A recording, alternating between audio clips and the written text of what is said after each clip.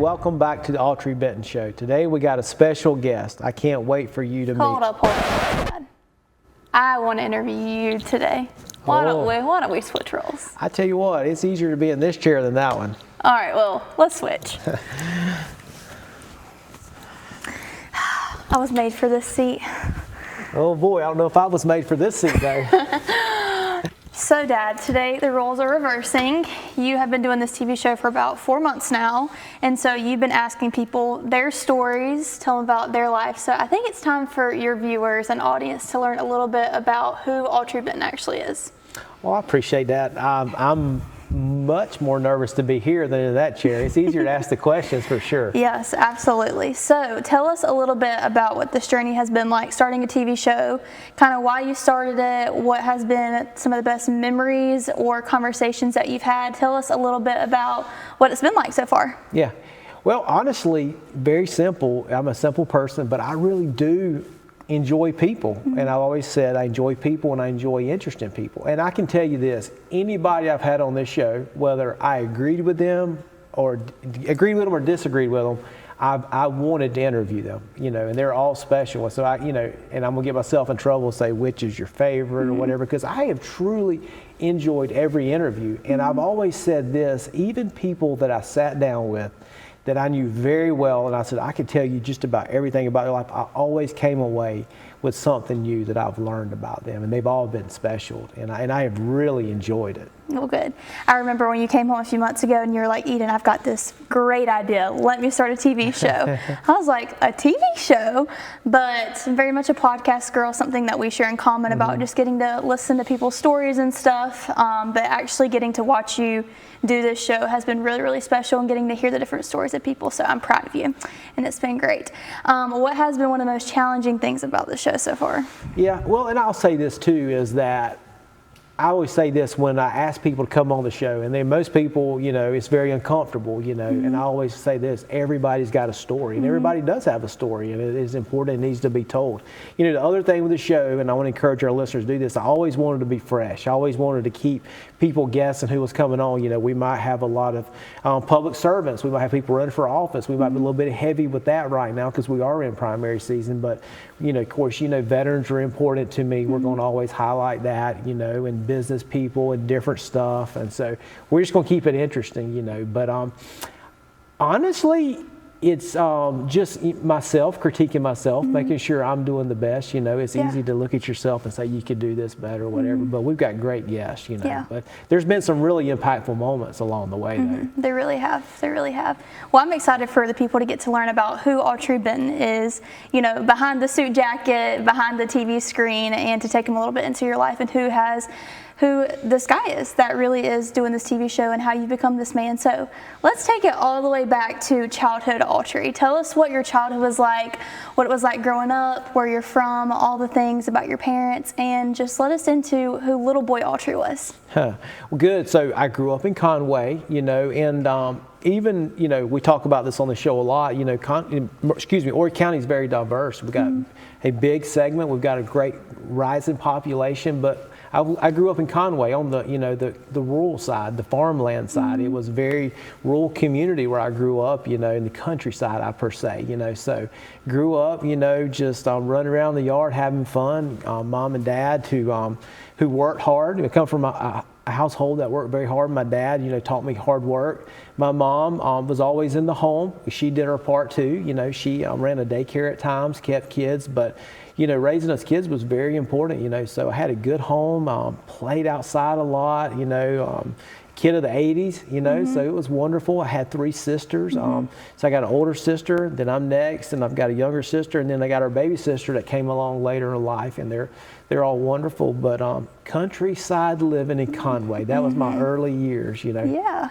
So I know you used to work at a tobacco farm, and you set a golf cart on fire one summer. You got some crazy stories about what it used to be like growing up in Horry County. Yeah, very much. Of course, went to Conway schools, went to Homewood Elementary, went to Whittemore Park Middle School in Conway, and then Conway High School. But, I really wasn't a very athletic kid. I tried athletics a little bit, and my family, all of my kids are athletic. You must get it from your mother, I've heard you do get your athletic genes from your mom, so it must be true. Yeah. So, no, from y'all, I don't have athletic genes, but like, so I tried some of those things, had fun, but honestly, working was always a part of it. I always worked with my dad, but getting the jobs, I've always had a job. So my very first jobs was working on a tobacco farm in Autry County, and a produce farm. Actually, my first job was produce farm, picking butter beans, corn, and running a bean sheller very early on, and I loved that. I loved making money.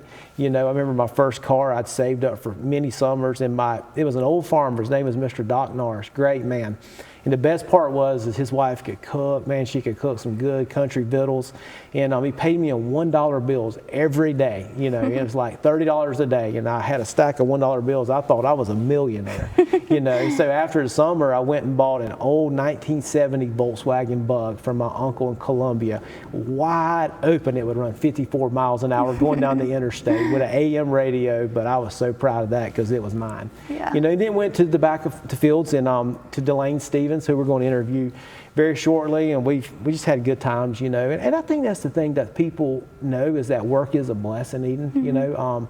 Even through working, I've built relationships, I've learned life lessons, and you can enjoy people along the way. And I would just say every job I've ever had, I've enjoyed everybody I've been around, and just stories like catching this golf cart on fire, which I'll tell that with him, but good. And then but I had worked on the farm enough that I knew I wanted a public job, so I wanted to go to the grocery store. So IGA in Conway. If you're from Conway, Laurie's IGA.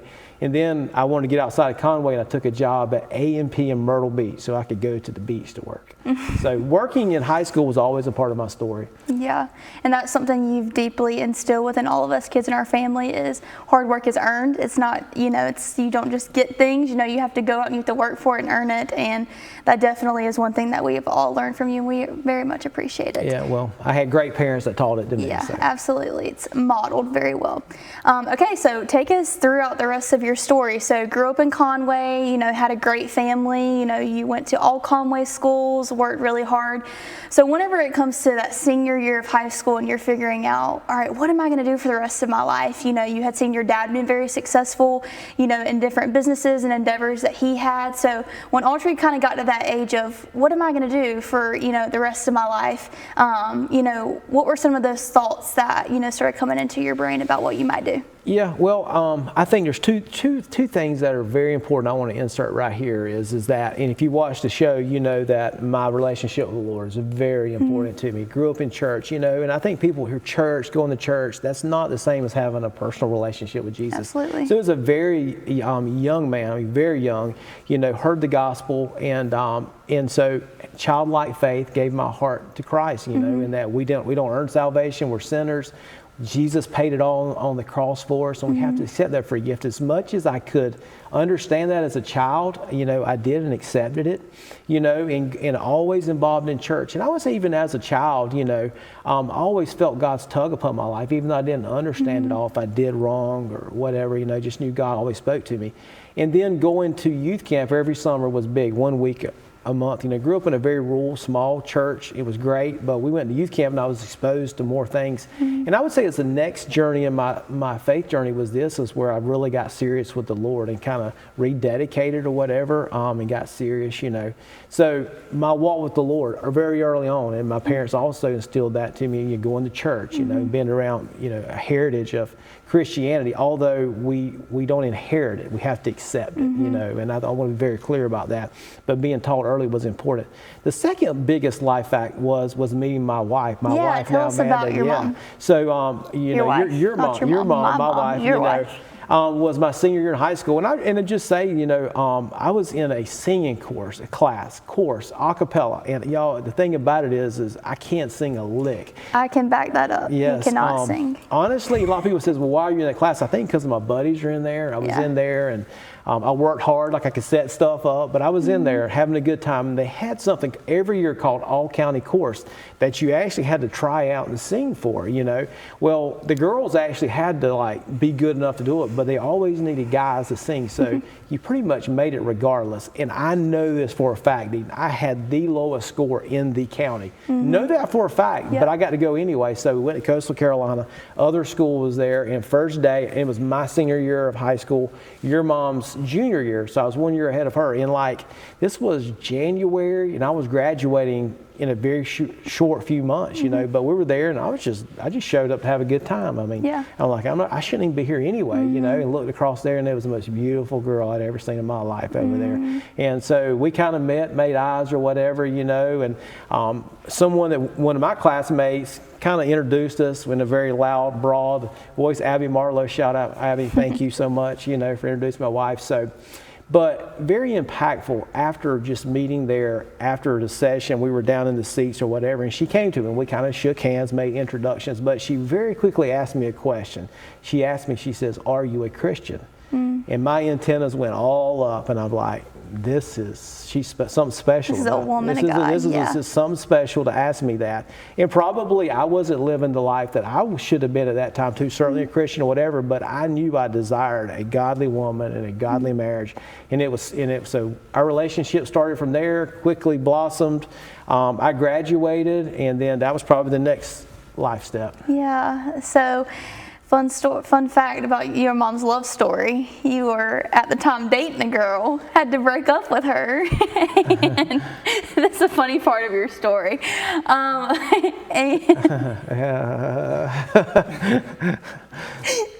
gonna get tickled. All right.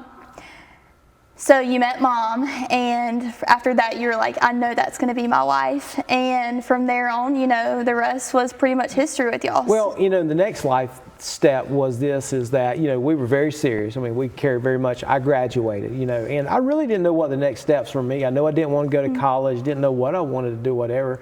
And I very much loved my country or whatever, so I signed up for the Marine Corps, you know, and I wish I could. In my storytelling, I wish I grew up my whole life and knew when I wanted to do that, but that's just not my story. I knew I loved my country. I knew I wanted the Marines were the toughest, you know, and I wanted to go do it, so I signed up, you know, and so I remember working up to that. I mean, there's a few tears shed from her on my side, you know, leaving, but I went to boot camp, you know, and off we went. Oh. And so I remember Mom sharing the part of the story where after she left, she held your T-shirt in the back and just smelled it and cried the whole way home. So at this point, were y'all engaged, still dating? Just dating. You know, seriously, but dating, you know, and I know we care very much for each other. And because she had another year of high school to go, you know. So anyway, we went to boot camp, and when I got to boot camp, you know, of course, Parris Island's in South Carolina, so I was one of the first ones to get there. And you got off in the middle of the night, yellow footprints like everybody tells you, you know, and I wish I just is so naive. I didn't know a lot about what I was getting into. And they lit into my stuff. And honestly, I remember having that moment. It's like, what in the world have I done? You know, and so we were off to the races, and welcome to the United States Marine Corps. Yeah. So tell us about that experience. So you were in the Marine Corps for 4 years. So maybe tell us a good story about the Marine Corps. Yeah. So 96 to 2000, a couple boot camp stories or whatever, you know, like honestly, like I told myself, you know, I would break my leg. My leg would fall off. I wouldn't tell anybody because I wanted to get out of there so bad. I was not going to stay there 1 minute longer than I had to. And so, you know, I wasn't the best. I wasn't the worst. I was going to be the gray man. That was my philosophy, is like, you know, they just kind of let nobody see you and make it through here. But like, they really break you down to build you back up. I mean, it really transformed me. It really did. I mean, the training was tough or whatever.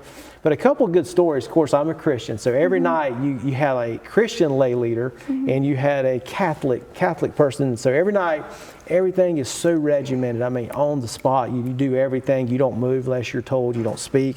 So we had this routine at night. So I got to pray. So we'd be standing in formation, and he said, "All right, pray." And then I knew it was my turn. And so as a kid in the Bible, we always taught, you know, you pray for your enemies, you know, whatever, you know. So I says, you know what, I'm going to pray for my drill instructor tonight, you know. So, and you got like 20 seconds to say a prayer. So I says, Lord, bless my drill instructor and his family and da-da-da-da-da. So he let me get away with it about 2 nights. But that third night, when I opened my eyes, he was right there. He says, let me tell you something, Recruit Benton. He says, don't you ever mention my name before God again. He says, I'm a United States Marine, and that's all you could ever hope to be. So don't ever pray to God for me again. Wow. Yes, sir. So that was the end of that You one. never pray for him again. Never pray for him again, you know. So the other thing, the stories about the sand gnats and all that down there in the heat. And one last story, two more stories I'll share real quick is of course, as you know, living here, we deal with hurricanes. You know, went that time of the year, a hurricane.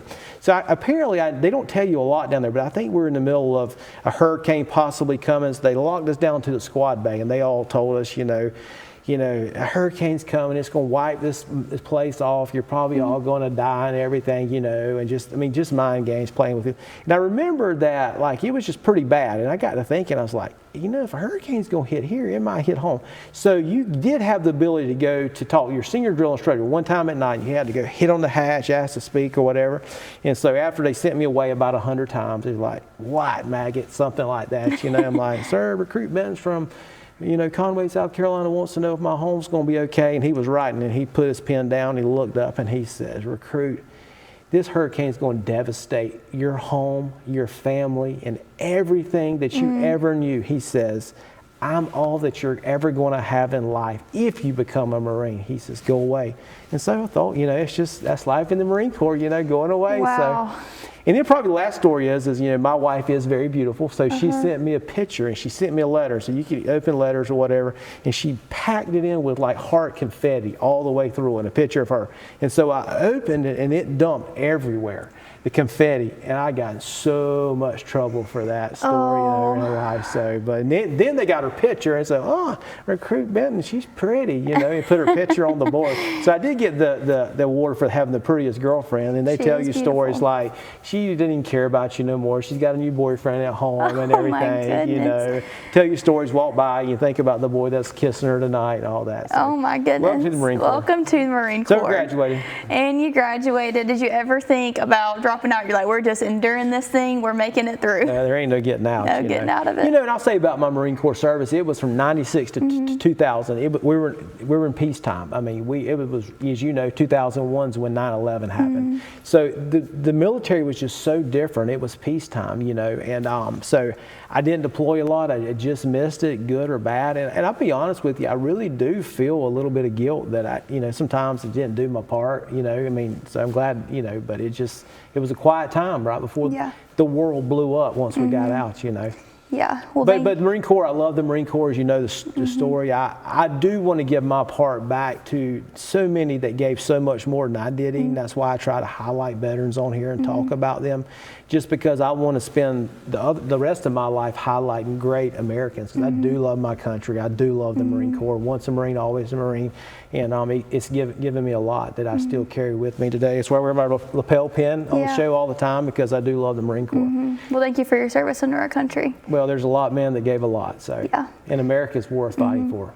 And I would say, as your daughter, you know, obviously just watching your life, I think the Marine Corps has shaped you greatly in, you know, the work ethic you have, and just so many different, you know, values that, you know, you've instilled into your life, but you've instilled also into our family and those who you work for, who work for you, and all the things. So thank you for your service under our country. Yeah, and I appreciate that. You know, even I remember I rode home with your mom, my girlfriend then, you know, and through there, I mean, God just told me so many things. And even during that time there in boot camp, I'll say this too, that was another step in my faith. It's the first time I'd ever been tested. I had a pretty good life, and like I needed God. So really got serious about my faith there, because I knew I needed God to get me out of there. And I remember we were driving away in the car, and like she turned the radio on. She turned the radio on. It scared me to death. Like I hadn't heard music in a while. You know, and she's like, you don't want to move. You don't act right. I was like, don't look back at that place. I'm getting out of here, you know. run. Put on the gas. So many things, you know. But I mean, the Marine Corps is a special place. It is.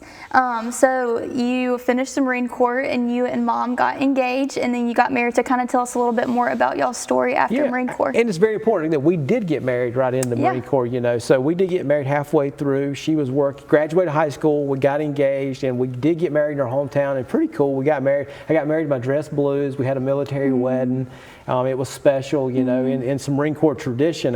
Once you get married and you come off the stage, you know, I brought some Marines home, you know, in my church. A little funny story. Marines sometimes they tend to act up a little bit, you know. So they showed up a little bit intoxicated to my to my rehearsal, and I was so embarrassed. I'm like, I'm gonna get kicked out of my church, you know. But I told them threaten their lives. But we made it through the wedding. But as my wife was coming down the stairs, they drop swords, and then they take the sword and then they pop her on the rear end. They say, "Welcome to the Marine Corps." She wasn't expecting that. Wow. So she moved to Camp Lejeune, North Carolina. You know, God's just always been in mind your mom's story. She was able to transfer from her job she had at a bank there to there. And listen, the Marines are always by the water, so we actually lived in a beachfront condo while I was still serving there. It's pretty special. That is really special. And had your brother, your older brother, you know, the government paid for him like right as we were getting out. Wow. So. What a sweet, sweet story. It's so crazy, you know, to look back at the beginning of, you know, your mom's story and how you met and the Marines, and just to see like how far, you know, our family's come and all that God's done. I think your favorite Bible verse is Proverbs 3, 5, and 6, which you've always told us kids, but it's, you know, trust in the Lord with all your heart, lean not on your own understanding, but in all your ways, trust in God and He will make your path straight. And I just see that as truly like a life verse for your whole entire life, you know, from the days back in Ord County when you were a tobacco field to how God so aligned your steps to mom at All County Chorus. Couldn't sing a lick, met her, and, you know, led you to the Marines to where, you know, you were desperate for the Lord and, you know, turned to Him and all those things. And now to see where you've come, it's really, really special.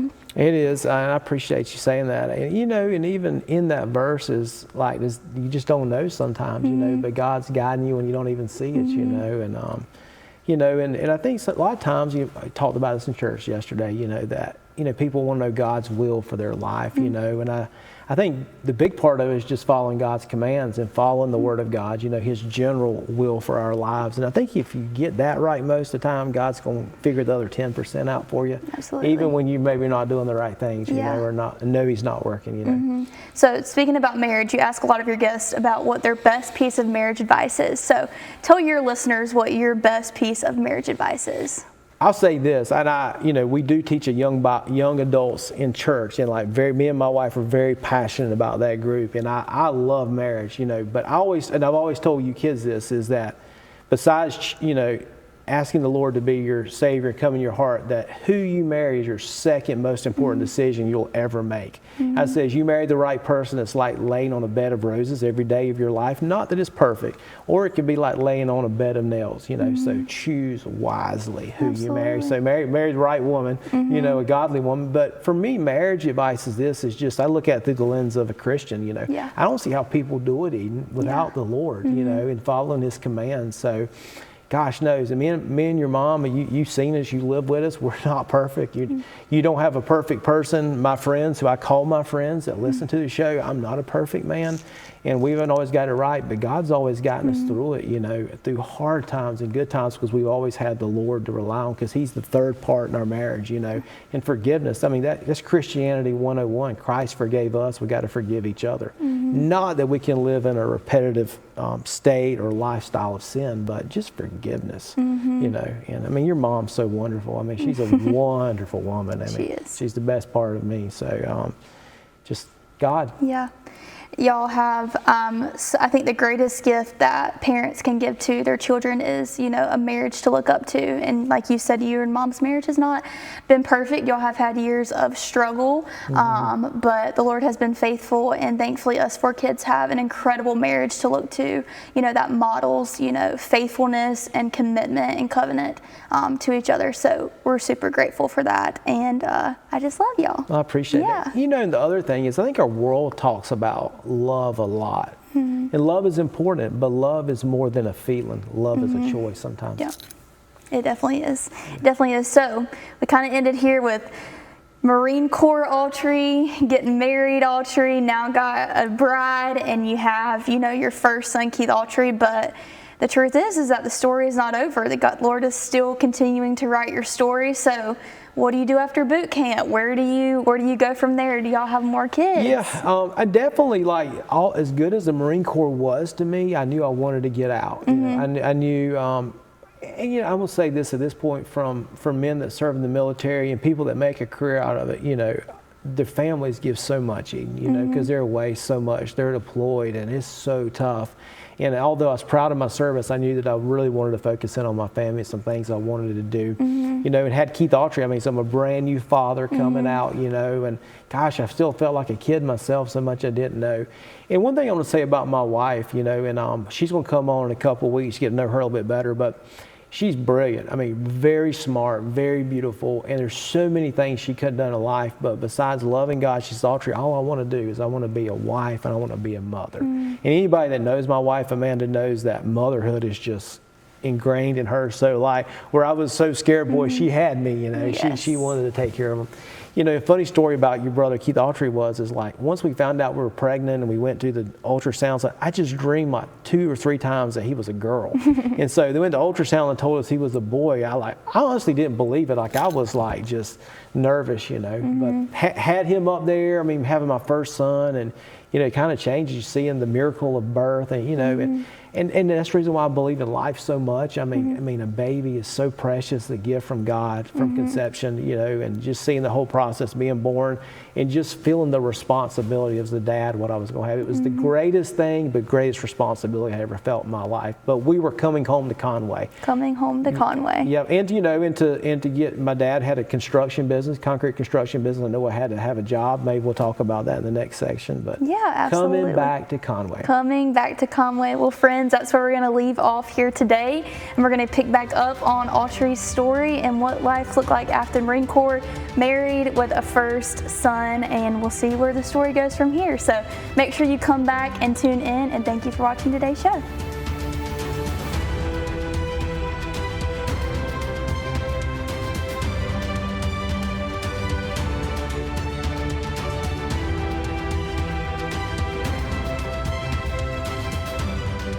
What would be your advice maybe to a family who's starting out really from the ground up, maybe pinching pennies, and you know, your house is not, you know, perfect Pinterest board yet, and they're just building a family together? I think there's something so beautiful about 2 people coming together and truly building a life together. And I would say the biggest thing for people starting out is don't expect you're going to have everything that your parents have right out. You know, you building your life, you know. But you know what? I think some people try to work their whole life to get to a point or a destination.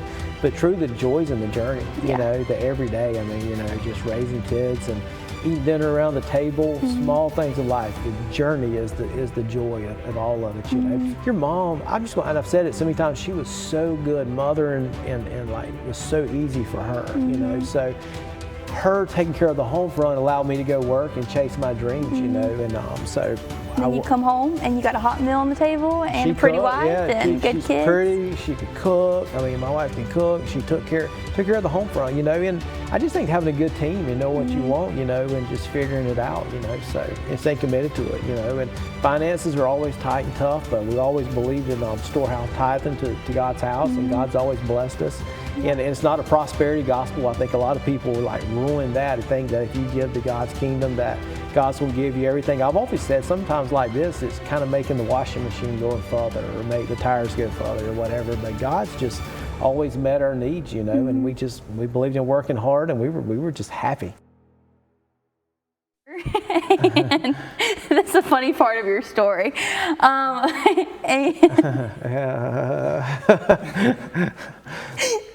gonna get tickled. All right, cut that part. I gotta get it back together. Okay, I'm not gonna say that. Yeah. All right, back together, Eden.